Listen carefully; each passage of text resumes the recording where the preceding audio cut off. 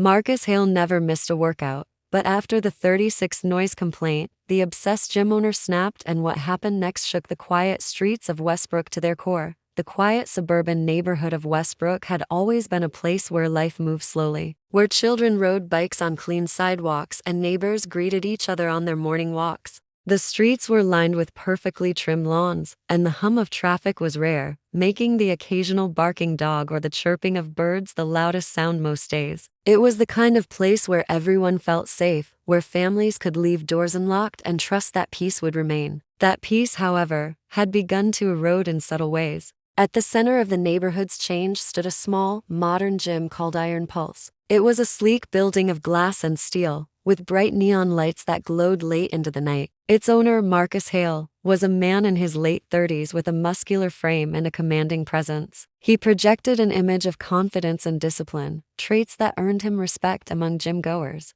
Marcus had poured years of energy into building Iron Pulse from the ground up, and his devotion to fitness was undeniable. Members appreciated his knowledge and dedication, but those who lived nearby began to notice a darker side to his passion. The noise was the first complaint. A neighbor would mention late-night music or the clanging of weights, and city officials would respond with polite warnings. Over time, the warnings became fines. Marcus, however, grew increasingly defensive. He claimed the complaints were unfair, that the gym was his livelihood, and that people were overreacting. He started to isolate himself from the neighborhood, avoiding conversations and becoming more absorbed in his routines. Each complaint felt like a personal attack, and his resentment began to fester. By the time the 36th complaint arrived, Marcus's patience had worn thin. The letter came from a retiree named Eleanor, a woman who had lived in Westbrook for decades and whose bedroom overlooked Iron Pulse's parking lot. She had endured years of late-night noises, from booming bass to the relentless dropping of heavy weights. For Marcus, her complaint became the spark in a growing wildfire of frustration.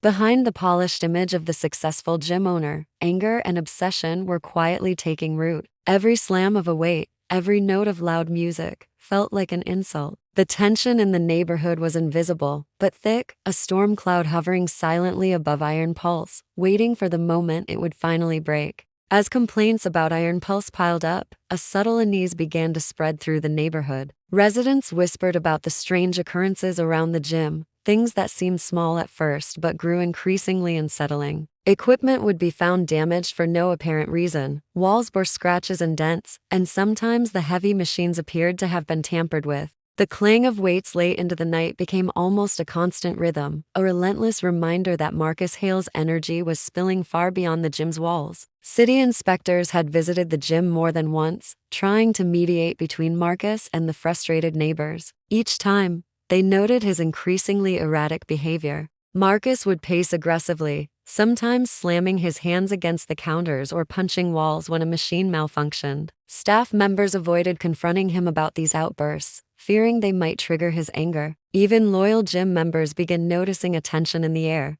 the kind that made workouts feel charged with something more than exercise. Cameras inside the gym captured Marcus glaring at people who made noise, muttering under his breath, or simply taking a break too long between sets. It was a pressure cooker, and the lid was being forced down tighter with each passing day. The 36th complaint arrived in the mail on a gray Wednesday morning. Eleanor, the retiree whose bedroom overlooked the gym, had reached her limit. She described in precise detail the late-night bass, the constant thudding of weights, and the shouting that rattled her windows. For Marcus, reading the complaint felt like a betrayal, the culmination of years of perceived disrespect from everyone around him. He began obsessing over it, walking the gym floor at odd hours, checking and rechecking machines, making notes about noise levels, and mentally rehearsing responses.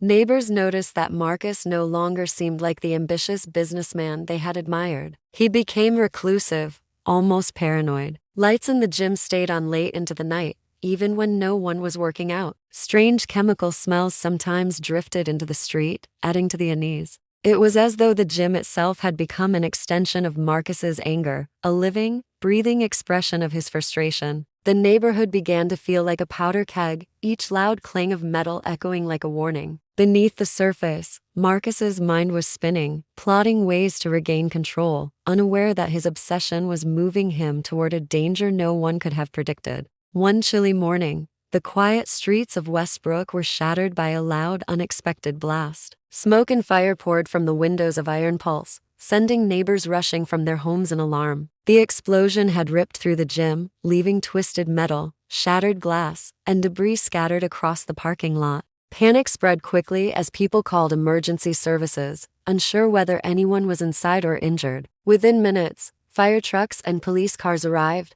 their sirens cutting through the morning calm. Inside the gym, chaos had taken over. Flames consumed sections of the building, and the intense heat warped the walls and melted equipment. Miraculously, Marcus Hale had survived. He stumbled outside with minor injuries, coughing and disoriented, his clothes singed and hair scorched. Neighbors could only watch in stunned silence as firefighters worked frantically to contain the blaze, spraying water on the flames while police cordoned off the area. Marcus stood apart, his face a mixture of shock, anger, and something deeper, something unspoken. Investigators quickly discovered the source of the blast. Marcus had rigged a makeshift device using a combination of compressed gas tanks, cleaning chemicals, and protein powders from the gym. The concoction had been carefully assembled, intended to create a warning rather than true destruction.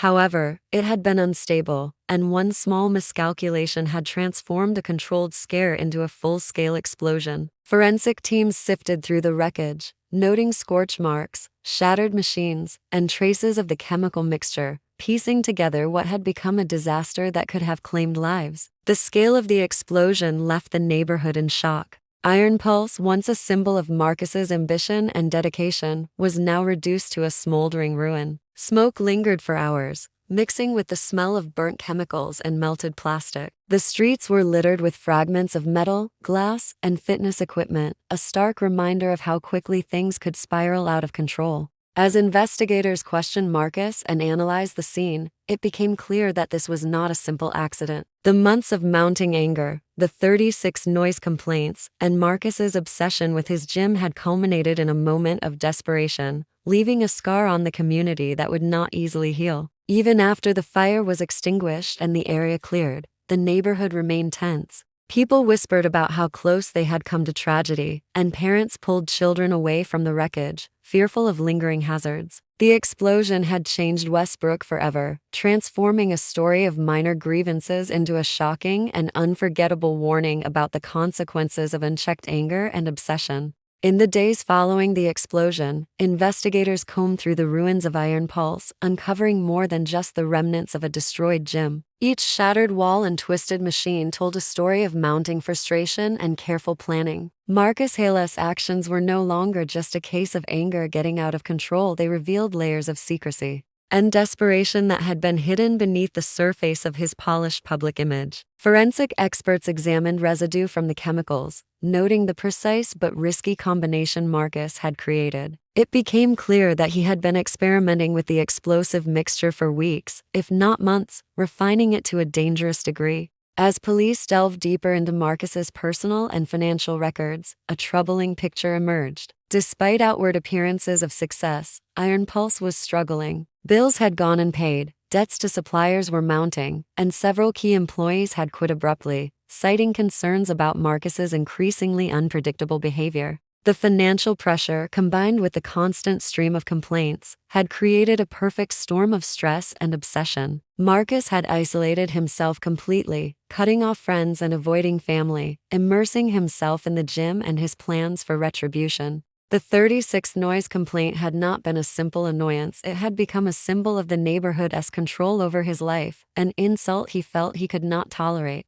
Investigators reconstructed a timeline of Marcus's final days at the gym. He had worked late into the night, making meticulous notes, checking and rechecking his device, and stockpiling materials in secret corners of the gym. Cameras captured him moving carefully between machines, adjusting weights, and handling containers with unusual caution. His behavior suggested a calculated effort to create an event that would assert dominance over the neighborhood, a final warning that his patience had limits. Yet, despite the precision, something had gone catastrophically wrong. Neighbors, initially shocked, began to recount small details that, in hindsight, hinted at the impending disaster. Unexplained smoke, odd chemical smells, and late-night pacing had been dismissed as quirks of a dedicated gym owner. The investigation revealed how these seemingly minor signs had escalated into a serious threat. As authorities pieced together Marcus's actions, it became evident that Iron Pulse had been a pressure cooker for months, fueled by secrecy, stress, and obsession.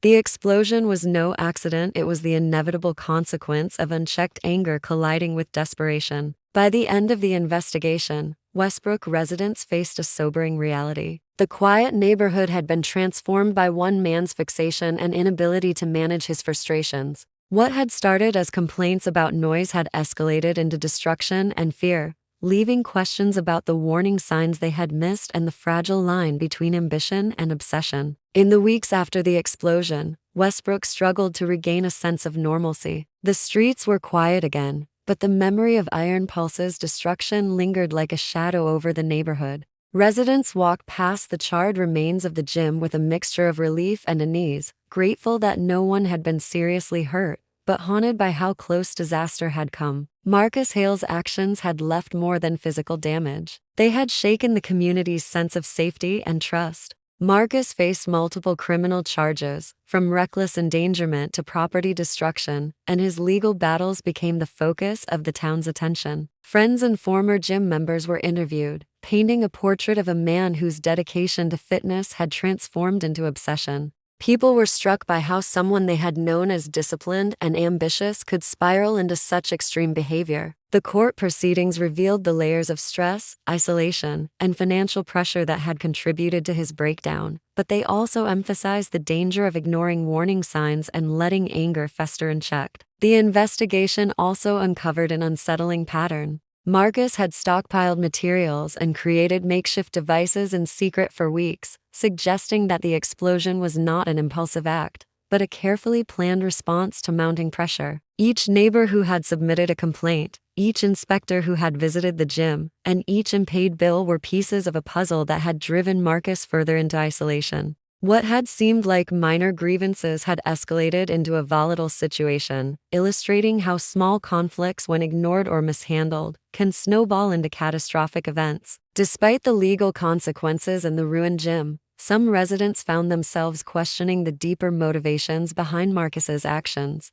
Was he simply a man pushed too far, or was there something more dangerous brewing in his mind? Long before the complaints began, the story left a lingering unease, a reminder that human behavior can be unpredictable, and that obsession and frustration, left unchecked, can have devastating consequences. As the community slowly repaired what could be repaired, fences rebuilt, streets cleared of debris, and shattered windows replaced, Westbrook was forever changed. Iron Pulse remained a hollow, scorched shell, a constant visual reminder of what had transpired. The neighborhood had learned a hard lesson. Even in a quiet, orderly place, tension can simmer beneath the surface, and the smallest spark can ignite destruction. Marcus Hale's story became a cautionary tale, whispered among neighbors, a chilling reminder that anger, isolation, and obsession can explode in ways no one expects, leaving scars that last far longer than the fire and smoke.